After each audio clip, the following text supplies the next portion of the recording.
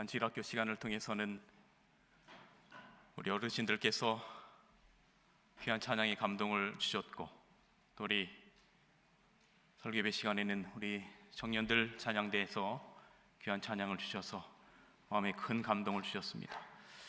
저희 청년이 교회가 저력이 있습니다. 아멘입니까? 네, 귀한 찬양의 은혜를 주셔서 감사를 드립니다. 오늘 보여야 될 꽤 많은 분들이 보이시지 않습니다. 제가 벌써 우리 목회부를 통하여 보고를 받기로는 우리 어르신들이 꽤 많은 분들이 코로나에 걸리셨습니다. 그래서 다 부부가 걸리셔서 오늘 이번 주 격리 기간이라 증상은 좀 미미하지만 못 나오신다고 하는 여러 보고를 받았고, 또 코로나는 아닌데 독감이 걸리셔서 지금 또 고생하시는 분들이 꽤 여러 분 있으십니다. 제가 아는 것은 꽤 연세가 많으신 우리 어르신들이 많이 그렇게 걸리셔서 염려가 많이 됩니다. 여러분들 기도 많이 해주시기를 부탁을 드리겠습니다. 오늘 저는 430년이 마치는 그날에라고 하는 제목으로 말씀을 드리겠습니다. 출애굽의 여정은 우리의 구원의 여정을 표상하고 있습니다. 죄악 세상을 상징하는 애굽에서 종살이를 하던 이스라엘 백성들이 예수 그리스도의 피를 상징하는 어린 양을 잡아서 그 피를 문설주에 바르고 430년이 마치는 그날에 애굽에서 나와 가나안 땅에 들어가기 위하여 그들이 홍해 앞에 섰습니다. 출애굽기 12장 40절 41절입니다. 이스라엘 자손이 애굽에 거주한 지 430년이라 430년이 마치는 그날에 여호와의 군대가 다 애굽 땅에서 나왔은즉, 그런데 하나님께서 이스라엘 백성들의 앞으로의 삶에 관해서 예언하면서 아브라함에게 이스라엘 백성들이 애굽에 종살이할 기간들을 이미 예언하셨습니다. 출애굽기 15장 13절 14절에는 하나님께서 아브라함에게 이르시되 내 자손이 이방에서 객이 되어 그들을 섬기겠고 그들은 400년 동안 내 자손을 괴롭게 하겠다라고 예언하고 있습니다. 아브라함을 통한 예언은 400년인데 실제로 이스라엘 백성들이 종살이를 한 기간은 오늘 출애굽기 12장 40절에서 41절에 보면 430년이라고 말하고 있습니다. 왜 30년의 차이가 납니까? 아브라함을 통하여 예언한 것은 400년인데 실제로 그들이 애굽에서 종살이를 한 것은 430년입니다. 왜 30년의 차이가 나는 것입니까? 여러 가지 이런저런 해석들이 있지만 저희 재림교회 주석은 모세 당시의 팔레스타인 지역은 애굽의 일부로 여겨졌기 때문에 이스라엘 백성들이 애굽에 가기 전 아브라함을 하란에서 가나안 지역으로 이동한 때부터 계산해서 430년이라고 해석합니다. 이런저런 해석들이 있지만 저는 오늘 이 30년은 은혜의 기간의 연장이 아닐까라고 하는 생각을 해보았습니다. 누구에 대한 은혜의 기간의 연장입니까? 네, 애굽에 대한 은혜의 기간의 연장입니다. 하나님께서 애굽에게도 은혜의 기간을 주셔서 그들이 구원받고 그들이 회개하고 하나님께 돌아오기를 바라셔서 그들에게 은혜의 기간을 주신 것입니다. 여러분, 누가 애굽 사람에게 여호와 하나님을 전했습니까? 여기 보좌 선지자의 말씀 259페이지에는 이렇게 기록합니다. 애굽에서 노예 생활을 하던 세월 동안 이스라엘 백성 중에는 여호와를 충실히 경배해 온 사람들이 더러 있었다. 많지는 뭐 했다는 것입니까? 많지는 않았다는 거예요. 노예 생활을 하는 430년 동안 이스라엘 백성 중에 여호와를 충실히 경배해온 사람들이 더러 있었다. 그들은 자녀들이 날마다 이교에 가증한 행위를 목격하고 심지어는 그들이 거짓 신들에게 절하는 것을 보고 몹시 괴로워했다. 이 시대나 지금이나 자녀는 부모의 마음대로 되지 않는가 봅니다. 그들은 자기들의 신앙을 숨기지 아니하고 오히려 그들이 예배하는 분은 천지의 창조주시요 유일하시고 참되신 살아계신 하나님이심을 누구에게 선포했다?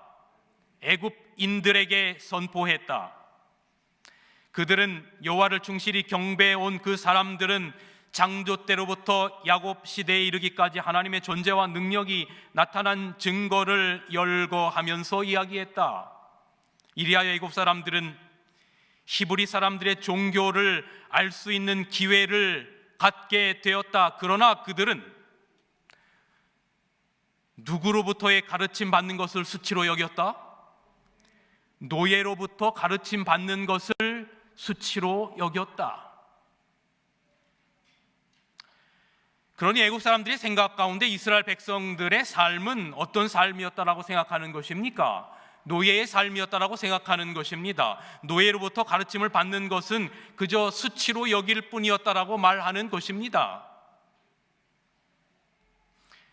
감히 네가 나를 가르쳐, 이런 말이지요. 그렇게 애굽 사람들에게 주어졌던 400년 플러스 30년의 은혜의 기간은 조롱과 거절의 기간이었습니다. 그러나 이 시간은 반대로 이스라엘 백성들에겐 어쩌면 더욱더 고통의 시간이었습니다. 그렇게 고통스럽게 하루하루를 살아갔던 겁니다. 출애굽기 2장 23절에 보면 이스라엘 자손은 고역으로 인하여 단식하여 부르짖으니 그 고역으로 인하여 부르짖는 소리가 하나님께 상달한지라.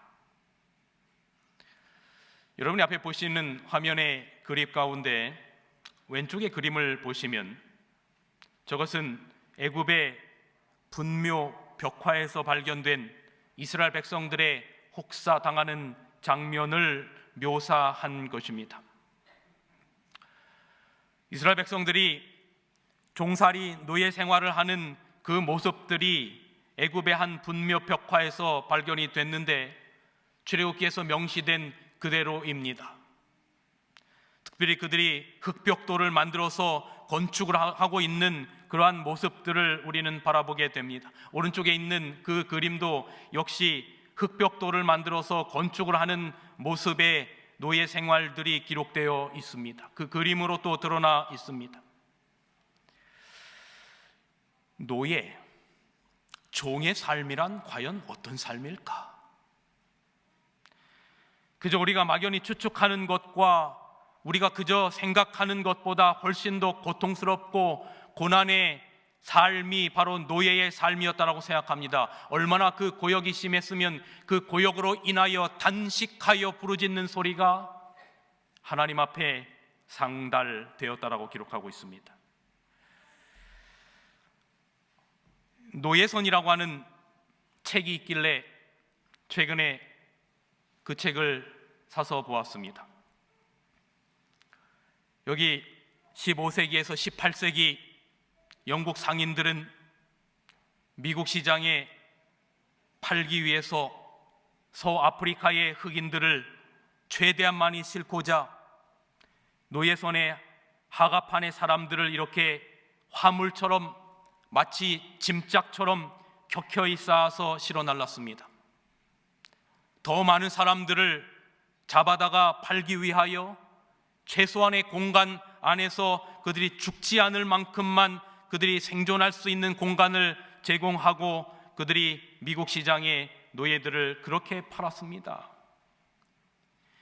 정말 이 말할 수 없는 긴 약 한 3달의 시간이 지나는 그 배 여행 가운데 꽤 많은 노예들이 이 노예선에서 그들의 운명을 달리했습니다. 여러분, 이 사진을 보시면 1788년 영국의 노예선 부르크소의 흑인 노예 운송 평면도입니다. 실제 그 당시에 배에 어떻게 흑인들을 그 노예를 잡아다가 그들이 이 무역을 했는지 여기 밑에 보면은 slave trade 그랬어요. 이 노예 무역입니다. 이스라엘 백성들의 삶, 430년간의 그들의 애굽에서의 종살이의 삶, 그 고역이, 그 노역이 얼마나 힘들었는지 그 부르짖음이 하나님 앞에 상달되었다라고 기록하고 있습니다. 그런데 오늘 성경은 말하기를 이스라엘 자손이 애굽에 거주한 지 430년이라, 그런데 저의 눈에 유독 들어오는 한 단어가 있는데 그것이 430년이 마치는 그날에라고 하는 단어예요. 그래서 오늘 저의 설교의 제목이 430년이 마치는 그날입니다.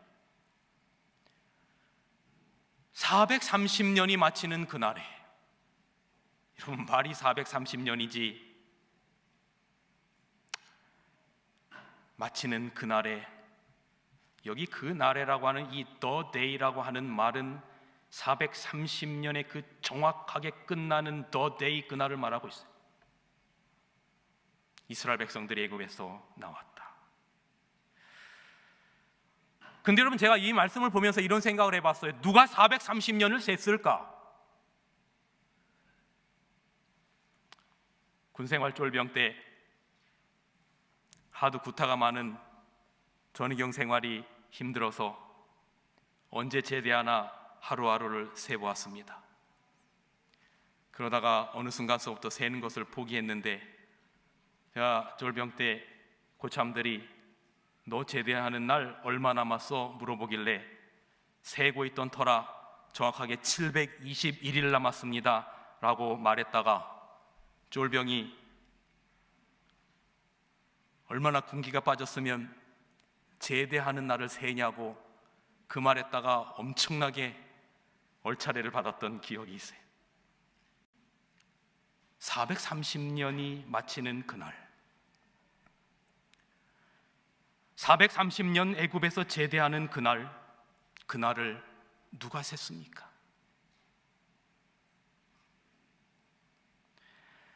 이스라엘 백성들이 셌습니까? 노예의 고된 삶으로 인하여 하루하루 살아가기 힘든 그 삶의 순간 가운데 그들이, 이스라엘 백성들이 그 삶의 고역 가운데 그들이 430년을 셌습니까? 누가 셌습니까? 하나님이 세셨습니다. 출애굽기 2장 25절, 하나님이 이스라엘 자손을 권념하셨더라. 여기 권념했다라고 하는 말은 살피고 돌아보셨다, 기억하셨다라고 하는 말입니다. 430년이 마치는 그날에 이스라엘 백성들이 종생활에서 애굽 땅에서 나오는 그 날을 누가 세셨냐면 하나님이 세셨다는 것입니다. 하나님이 권면하셨고 하나님이 기억하셨고 하나님이 돌아보셨다 그 말입니다. 이스라엘 백성들이 신음하며 이집트에서 종살이를 하며 하루하루를 살아가던 그 고된 하루하루를 그분이 세고 계셨고, 하나님이 계획하시고 예비하신 정확한 날 the day, 바로 그 430년이 끝나는 그 마지막 날에 드디어 애굽에서 제대했다 그 말입니다. 자유와 해방을 맛보게 하셨다. 사랑하는 성도 여러분, 우리는 잊어도 하나님은 잊지 않으십니다. 하나님은 잊지 않으십니다. 목회를 하다 보면 많은 분들이 목사님 이런저런 일로 기도해 주세요라는 성도들의 요청을 들어요.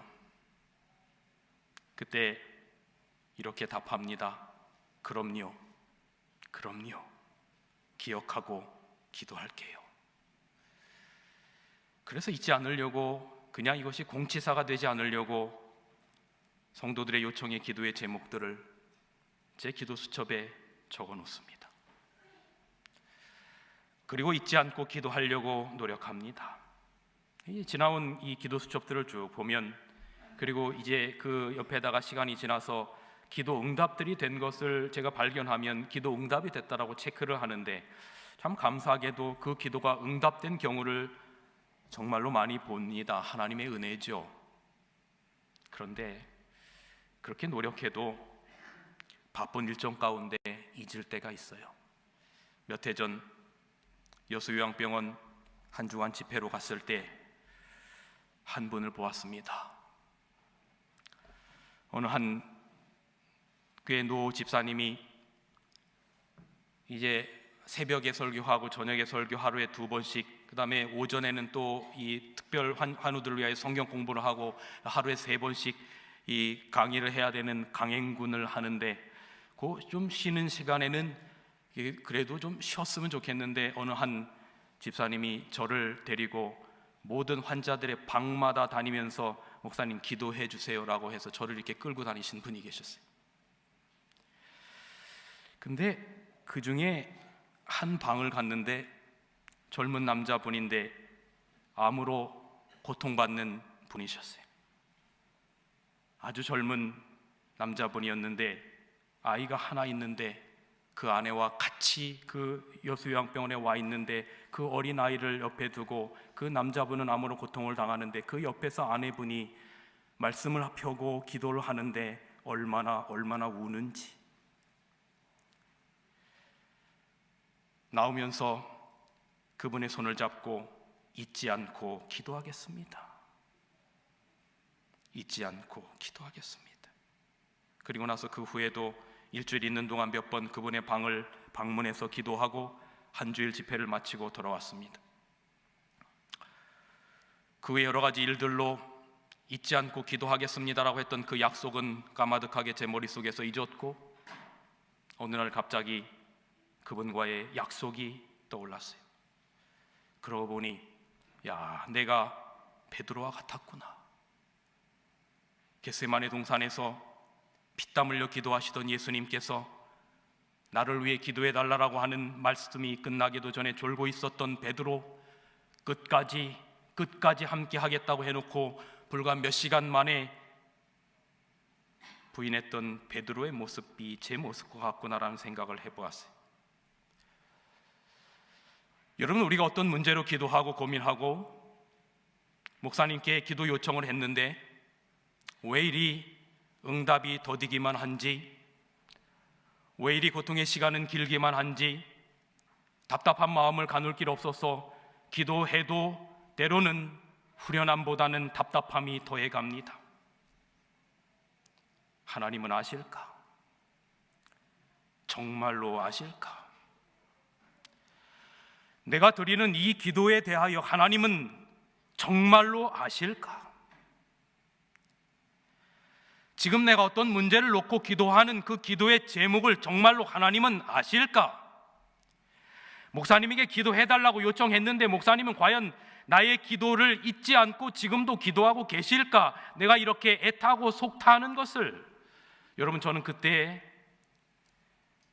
오늘 말씀을 준비하면서 이 말씀을 여러분들에게 소개시켜드리고 싶은 것입니다. 430년이 마치는 그날에 사람들은 잊었을 수도 있고 잊었는 것이 어쩌면 내일이 아니기 때문에 당연한지도 몰라요. 기도하겠다고 철석같이 약속했던 목사도 잊었을지 몰라요. 모두가 다 잊을지라도, 모두가 다 기억하지 못할지라도 간절한 마음으로 기도하는 여러분의 애국과 같은 고난의 날들을 세고 계시는 430년이 마치는 더데이 그날을 기억하고 계시는 주님이 계심을 기억하시기를 간절히 바랍니다. 오늘 새벽 이 말씀을 준비하면서 잊고 있었던 그 이번 방에 그분과의 기도의 약속을 떠올리며 기도했어요. 그리고 그분의 전화번호가 저에게 저장해 놓은 게 있어서 전화를 드려봤어요. 남편분이, 이 아내분이 전화를 받는데 그 전화기 넘어서 들리는 음성은 대단히 반가운 음성이었고, 그분이 하는 이야기는 목사님, 저희 남편이 꽤 많이 회복돼서 지금은 그때보다 훨씬 더 자유롭게 믿음 안에서 활동하고 있습니다. 430년을 세시는 그분, 하나님께서 이스라엘 백성들을 권념하셨다라고 하는 그 말의 의미는 나와 상관없는 수천 년 전에 애굽에서의 그 어떤 노예들의 이야기가 아니라 어제나 오늘이나 내일이나 영원토록 변함없으시는 하나님께서 오늘 우리의 삶 속에서도 그날을 기억하고 세신다라고 하는 이 믿음이 오늘 우리의 삶을 주장하고 있다면 우리가 믿음의 순례길을 행하는데 얼마나 큰 힘이 될까요? 여러분, 부조와 선지자 281페이지, 수세기 전에 430년 전에 아브라함에게 예언적 이상 중에 나타났던 역사가 그날 완성되었다. 하나님의 약속은 어떤 이의 더디다고 하는 것처럼 더딘 것이 아니라,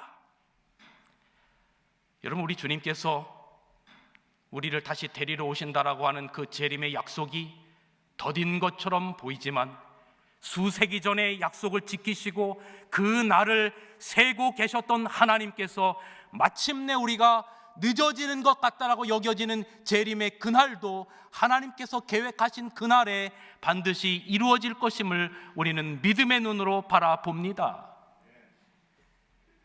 우리의 구원, 저는 그렇게 온다고 생각합니다.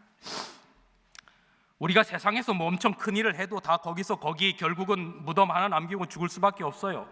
이스라엘이 애굽 430년 여러분 종살이 하면서 그곳에서 어떤 사람은 성공했어도 노예고 다 거기에요. 우리가 이 세상을 살아가면서, 사단의 세상을 살아가면서 성공했어도 결국은 무덤 하나 남기고, 요즘은 대부분 화장이기 때문에 정말 작은 뼈가루 한 조각 남기고 사라질 존재 우리들에게 하나님께서 우리를 잊지 않으시고 하늘 달력에다 우리의 날짜를 지어 계시는 주님이 계시다니, 우리가 그 주님 붙들면 우리를 왜 잊으시겠습니까? 그런데 저는 이 출애굽기 41장 12장 41절을 보면서 참 이해가 가지 않는 단어 가운데 하나가 뭐냐면 430년이 마치는 그날에 여호와의 군대가 다 애굽에서 나왔다라고 말하는 거예요. 여기 뭐라고 기록하면 여호와의 군대래요. 여러분, 이게 말이 됩니까? 이 성경 잘못 기록한 거 아니에요? 아니, 군대는 무슨 군대입니까? 뭐 당나라 군대도 아니고. 이들이 군사훈련을 받아본 적이 있습니까? 총검수를 해본 적이 있어요? 뭐 논산훈련소에 가서 기초군사훈련이라도 받아본 적이 있습니까? 아무것도 없어요. 사실 노예지요.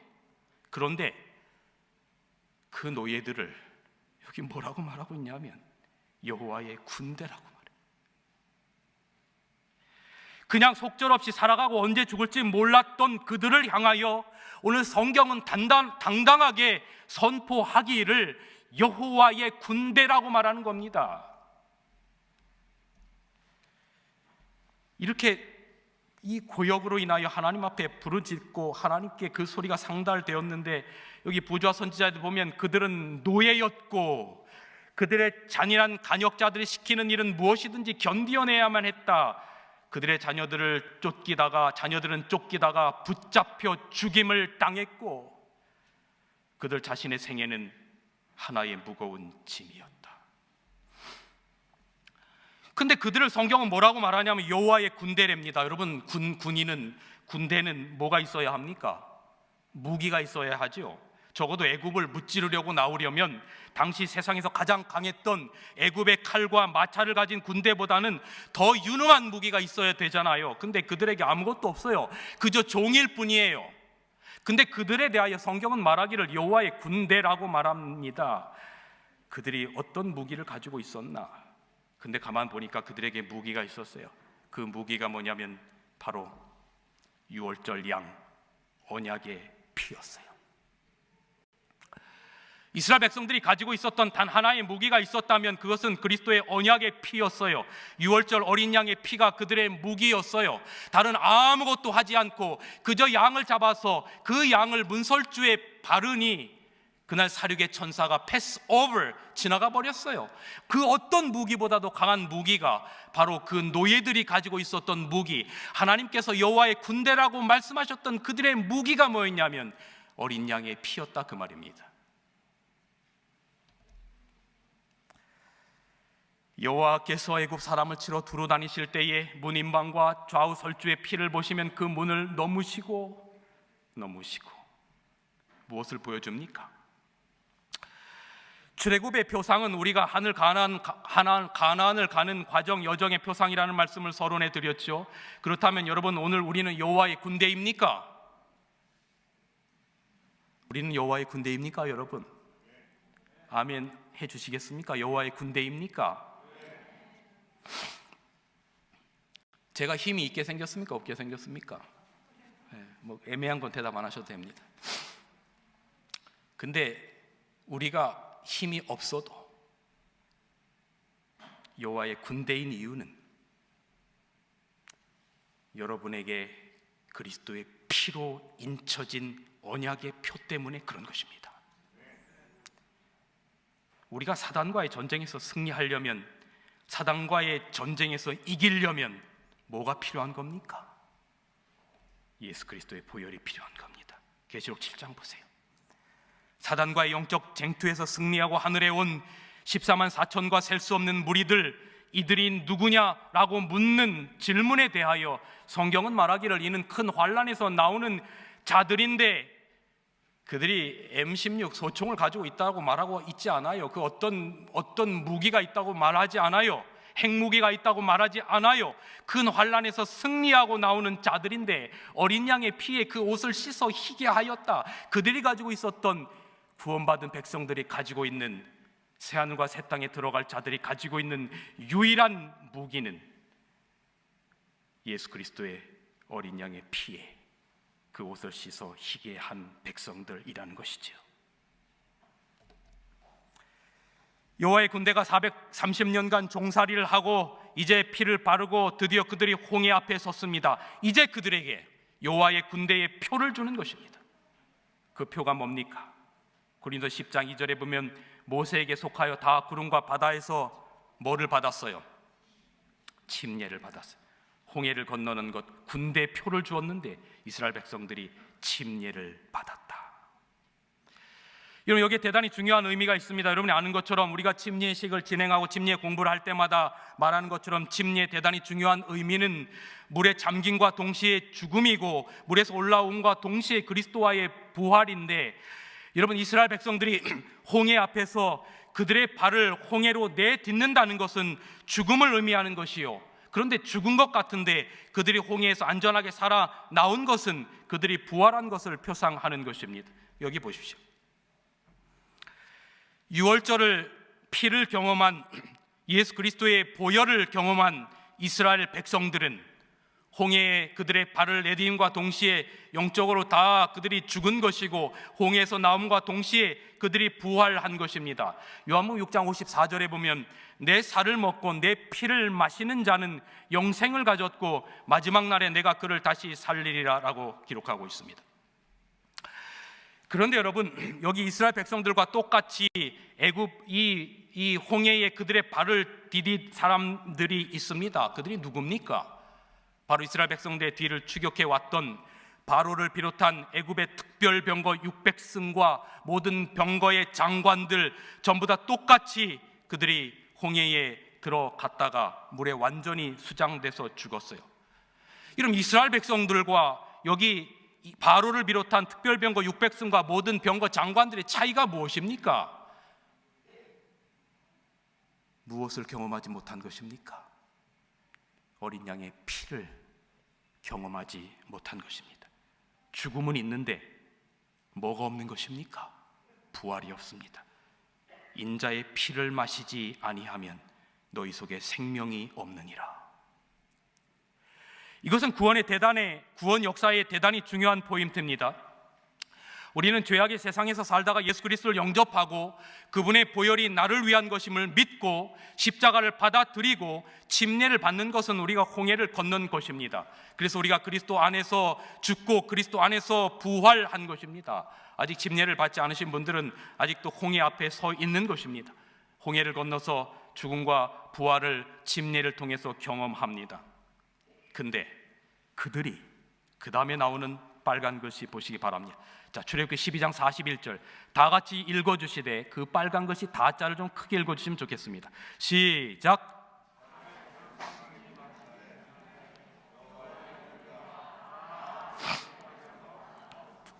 여호와의 군대가 뭐라고요? 다 애굽 땅에서 나왔다. 100%. 와, 100% 나왔다. 홍해를 건너다가 거기 어떻게 자빠져서 죽은 사람 없는 겁니다. 그 안에 어떻게 들어가다가 그 옆에 있던 상어한테 물려 죽은 사람 없는 겁니다. 100% 전부 다 뭐였다는 것입니까? 다 나왔다는 거예요. 100%. 이게 제가 목사로서의 꿈입니다.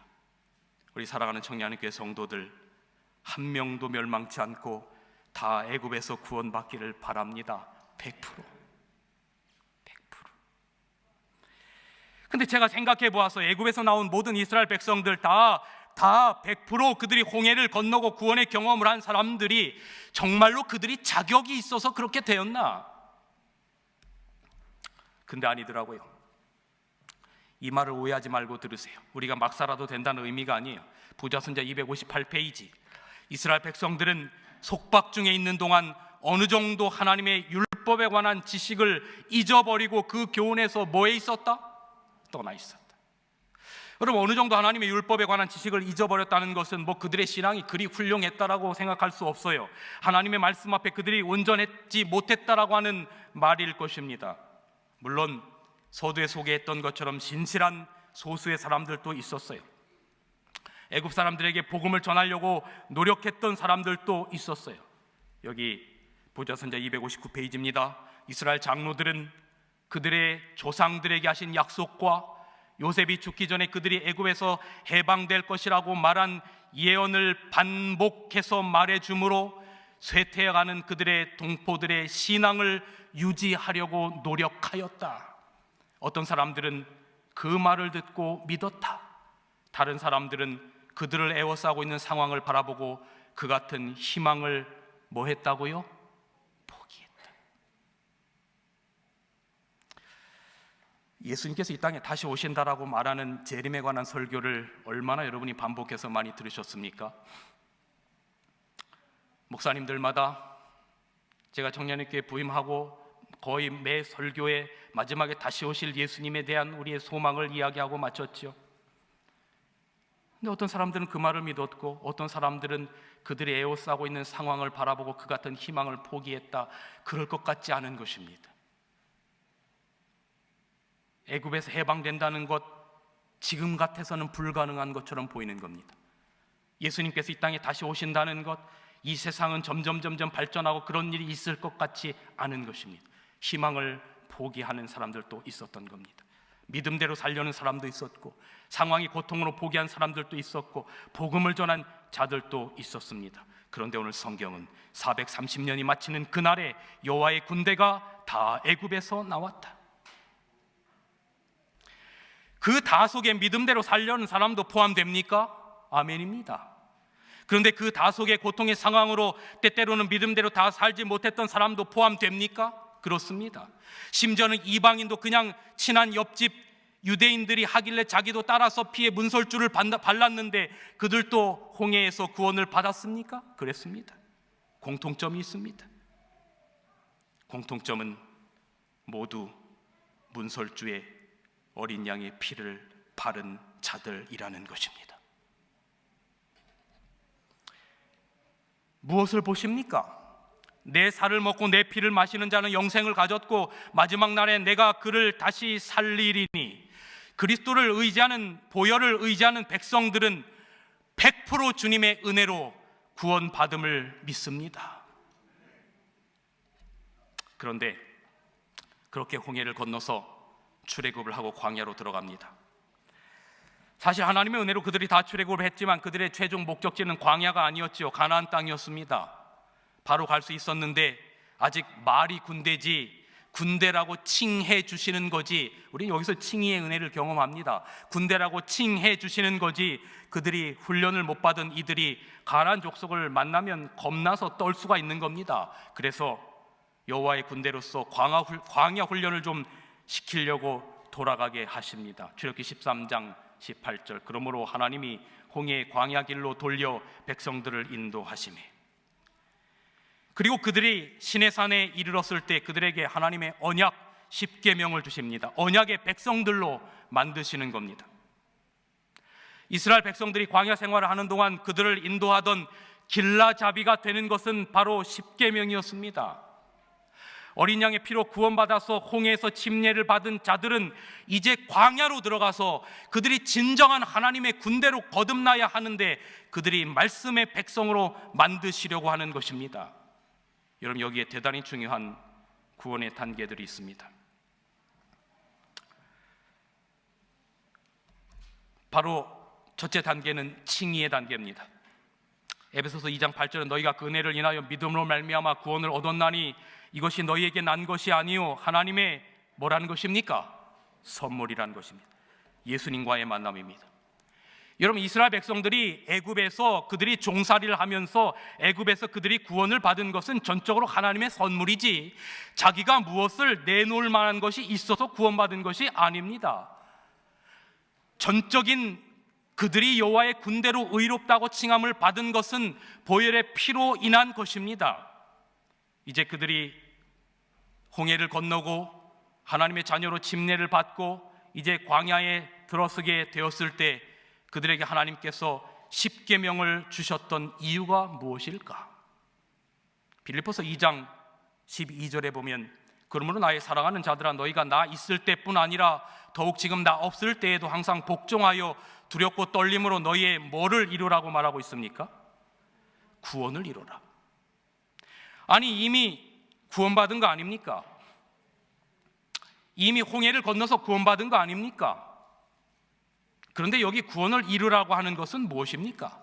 여러분, 이것은 우리들의 삶이 하나님의 말씀 안에서 하나님의 진정한 군대로 거듭나는 성화의 단계가 우리들에게 필요하고 있음을 말해주고 있는 것입니다. 이스라엘 백성들이 출애굽하고 홍해를 건너자마자 바로 가나안 땅에 들어간 것이 아니라 그들이 진정으로 10계명을 중심으로 해서 하나님의 말씀의 군대로 거듭나야 될 필요가 있음을 하나님께서 아신 것입니다. 그리고 마침내 예수님과 그렇게 교제를 하다가 그들이 가나안 땅에 들어가야 했던 것처럼 로마서 8장 30절 또 미리 정하신 그들을 또한 부르시고 부르신 그들에게 또한 의롭다 하시고 의롭다 하신 그들을 또한 뭐하게 하셨느니라? 영화롭게 하셨느니라. 마침내 예수님과 영원히 살아가는 영생의 단계임을 우리는 볼 수 있습니다. 여러분, 성경에는 다 이루었다라고 하는 말이 3번이 기록되어 있습니다. 예수님께서 십자가에서 구속의 경륜을 다 이루시고 모든 구속의 경륜들을 다 이루셨습니다. 여러분, 예수님이 십자가에서 인류의 구원을 위한 모든 것들을 다 이루심은 99%만 이루셨습니까? 100% 이루셨습니까? 100% 이루셨어요. 0.1%의 부족함도 그분의 십자가의 보혈의 사역으로 말미암아 부족함이 없습니다. 아멘입니까? 그렇습니다. 예수 그리스도 편에서 우리 인류를 위한 구원의 길을 완전하게 준비하신 것입니다. 우리가 그분을 믿을 때 영원한 생명을 얻을 수 있는 길을 그분께서 마련해 놓으셨습니다. 이스라엘 백성들이 문설주에 피를 바르고 홍해를 건너고 바로 첫 번째 다 이루었다의 선언인 것입니다. 그런데 여러분, 예수님께서 다 이루었다라고 말씀하신 예수님 편에 있어서의 구원은 완전한 것이지만 이 이루신 구속을 나의 것으로 받아들이는 것은 누가 해야 될 일입니까? 여러분이 자녀들에게 음식을 잘 준비해서 주지만 그 음식을 자식의 입에다가 넣고 씹고 소화시키는 건 부모가 대신 해줄 수 있습니까? 아니면 자녀들이 해야 되는 일입니까? 이루신 그 구속을 믿음으로 받아들이는, 그리고 그 믿음으로 받아들였다는 것이 온전히 재림전 심판을 통해서 온 우주 앞에 드러나면, 칠지향이 맞춰지면서 마지막 재림전 심판의 종료 때 다 이루었다, 의로운 자는 의롭고 불의한 자는 불의하라라고 하는 선언이 떨어짐과 동시에 이 땅에서 예수 그리스도께서 100% 이루신 그 속죄를 자기의 것으로 주장한 자들에게 하늘에서는 두 번째에 다 이루었다고 선포될 것입니다. 되었도다 하니. 이스라엘 백성들이 유월절과 홍해를 통하여 첫 번째 칭의에 다 이루었다라를 이룬 것입니다. 그러나 그들은 광야를 통해서 들어가서 십계명의 언약의 말씀을 통하여 그들의 삶이 온전히 하나님의 군대로 거듭나야 되는 기간들이 그들에게 필요했던 것입니다. 그리고 그들의 삶을 인도할 것은 바로 하나님의 말씀이었고 십계명이었습니다. 그리고 마침내 구속받은 자들이 새하늘과 새 땅에 가서 우리가 창조주의 영광으로 다시 빛나게 될 때 세 번째 다 이루었다가 선언될 것인데, 또 내게 말씀하시되 이루었도다. 나는 알파와 오메가요 처음과 나중이라.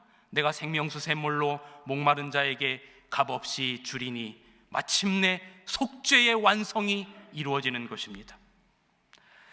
여러분, 우리가 성소 문제를 통해서 보더라도 이 성소에서 이스라엘 백성들이 유월절에 피를 바른 것, 바로 번제단을 상징하는 걸 우리는 알 수 있습니다. 그리고 그들이 홍해를 건너서 침례를 받은 것, 바로 물두멍을 우리가 표상함을 알 수가 있고요. 그 다음에 드디어 이스라엘 백성들이 광야 40년의 삶을 살아가면서 하나님의 언약의 말씀으로 그들이 정말로 여호와의 군대로 거듭나는 기간을 갖게 될 것이고, 마침내 그들은 가나안 새하늘과 새 땅 영원한 곳에 들어가게 됨. 이것은 오늘 우리가 이 세상을 살아가는 구원의 모든 여정들을 기록하고 있는 것입니다. 여러분, 우리의 세상살이가 애굽 생활 같죠? 때때로 힘든 일도 많고 아플 일도 많고 울 일도 많고, 그래도요, 여러분, 우리가 430년을 세시는 주님이 계심을 잊지 말고 그리스도 안에서 말씀으로 순종하는 여러분과 제가 되기를 간절히 바랍니다. 말씀을 줄이면서 하나 이야기를 들려드리고 말씀을 정리합니다. 1985년 11월 리더스 다이제스터지에는 여기 60년 동안 간직한 사랑의 편지라고 하는 글이 실렸습니다. 실화입니다. 한 기자가 추운 겨울 공원을 산책하다가 지갑을 주웠습니다. 3달러와 오래된 편지 하나가 들어있었습니다. 그 편지는 14살 된 소녀가 18살 된 소년에게 쓴 60년 전의 사랑의 편지였습니다. 이들은 서로 이웃에 있었는데 서로 사랑했어요. 근데 부모끼리 아주 사이가 나빴어요. 특별히 이 여자의 어머니가 남자아이를 아주 싫어했어요. 그래서 이 여자네가 밤중에 이사를 갑니다.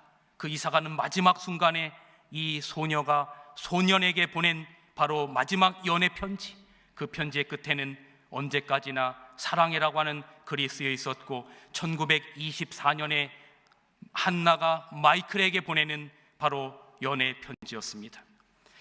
이 60년 전의 편지를 이제 기자가 발견한 겁니다. 그래서 이 기자가 이 주인공들을 좀 찾으려고 전국에 수소문을 해봤어요. 그래서 어느 한 곳을 알아냈는데 가보니까 30년 전에 이 한나의 어머니가 죽자 거기를 떠났다는 통지를 받았습니다.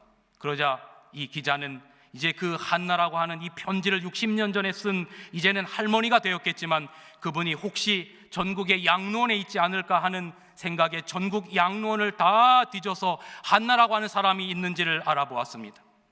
그런데 한나라고 하는 이름들이 발견한 곳을 곳곳에서 찾다가 어느 한 양로원을 마침내 찾았는데, 그 양로원 3층에서 그 할머니를 만났어요.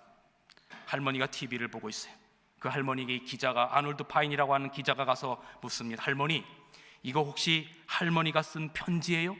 이 할머니가 그것을 보더니, 맞아요, 60년 전에 내 편지예요.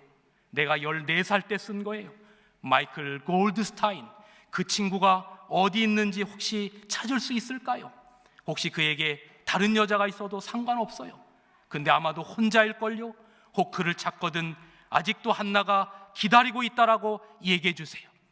이제 이 기자가 그 남자 주인공을, 마이클 골드스타인 남자 주인공을 찾기 시작하는 겁니다. 그래서 이제 그 남자 주인공을 찾으려고 그 건물에서 이렇게 3층에서 터덜터덜 그 지갑을 들고 이렇게 내려가는데, 그 수위가 아니 당신이 어떻게 그 지갑을 갖고 있냐고 물어보는 겁니다. 그 붉은 끈 달린 갈색 지갑이었는데 혹시 이 지갑 주인을 아십니까? 물었어요. 이거 제가 벌써 3번이나 준 건데 이 지갑 주인이 이 건물 8층에 살아요. 그러는 겁니다. 그때가 밤 10시 30분. 혹시 그 할아버지 이름이 마이클 골드스타인입니까? 예, 맞습니다. 그 할아버지가 주무실까요? 아니요, 아마 책 볼걸요? 그때 할아버지 나이가 78세였어요. 그리고 할아버지에게 찾아가서 묻습니다. 할아버지, 이거 할아버지 지갑이고 편지 맞아요? 맞아요. 제가 18살 때 이 편지를 한나로부터 받고 제 인생은 끝났어요. 나는 아직도 총각이에요. 저는 그 이후로 한 번도 한나를 잊은 적이 없어요. 기자가 말하는 거죠. 할아버지, 그 할머니 한나가 이 같은 건물에 살아요. 1985년의 일입니다. 할아버지를 모시고 할머니에게 가세요. 서로의 이제 이 통성명을 하고 마침내 서로를 알아보는 순간 다가가면서 둘은 아무 말이 없어요. 꼭 서로 얼싸안더니 서로 울고 있어요. 어린아이처럼 울고 있어요. 그로부터 3주 후 이 기자인 아놀드 파인 씨에게 전화가 왔어요. 신랑 마이클과 신부 한나의 결혼식이 이번 주일에 베풀어지니 당신을 초청한다. 78세의 할아버지 신랑 마이클, 74세의 할머니 신부 한나의 결혼식에 초청한다. 그날 결혼식에 연베이지색의 신부와 짙은 밤색 옷을 입은 신랑이 울었다라고 이 기사에는 그렇게 기록하고 있어요. 그리고 마지막에는 이 부부는 어느 젊은 부부보다 행복한 생활을 하고 있다라고 기록하고 있습니다. 여러분, 사랑은 끝내 만납니다. 사랑을 막을 뚝이 없어요. 죽음보다 강한 사랑이 폭발되어 주님이 우리를 마침내 만나주실 것입니다. 마침내 주님이 우리와 영원히 같이 있기 위하여 우리를 하늘에서 데리러 오실 것입니다. 이런 예수님을 진정으로 사랑하며 살아가는 여러분과 제가 되기를 간절히 바랍니다. 그때까지 우리는 여호와의 군대로 주님의 사랑과 보혈을 믿고 의지하며 사시기를 간절히 바랍니다. 말씀에 십계명의 기쁜 마음으로 순종하는 백성으로 살아가시기를 간절히 바랍니다. 그리고 원망하지 말고 그분의 때에 재림하실 것을 믿고 감사하며 주님의 재림을 기다리며 살아가기를 간절히 바랍니다. 그분은 지금도 오실 날을 세고 계십니다. 430년이 마치는 그날에 여호와의 군대가 나왔던 것처럼 말입니다. 말씀을 줄이겠습니다.